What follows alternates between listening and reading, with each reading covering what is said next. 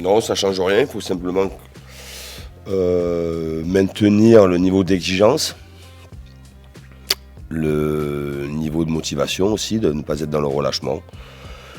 Et ensuite, aussi accompagner les joueurs dans, non pas de l'euphorie, mais dans une grande détermination à vouloir conserver cette place-là, match après match. Pour le groupe, c'est une motivation d'être deuxième. Et on s'est battu pendant toute la première partie qu'on est en train de jouer pour arriver à être deuxième.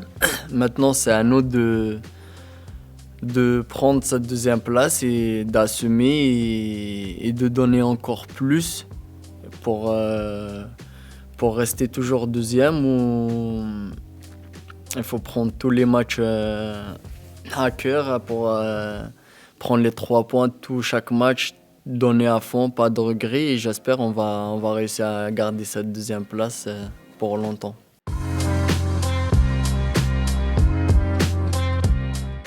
Non, il y aura évidemment beaucoup plus de monde que sur les derniers matchs. Et c'est bien, on est tous contents de retrouver du public dans tous les stades. Sans oublier que nous avons toujours un point avec sursis. Il ne faut pas l'oublier. Oui, je dis cela parce que je vois qu'il y a des clubs qui ont aussi cette épée de Damoclès au-dessus de la tête et qu'il y a sur d'autres terrains, en France et en Europe, des soi-disant supporters qui continuent à se comporter comme... à mal se comporter et à mettre en danger le résultat comptable de l'équipe.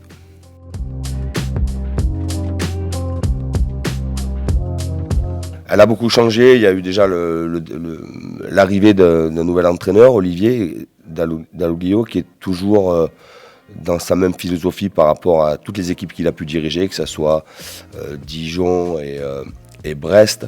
C'est un entraîneur joueur. Ensuite, il y a eu le départ de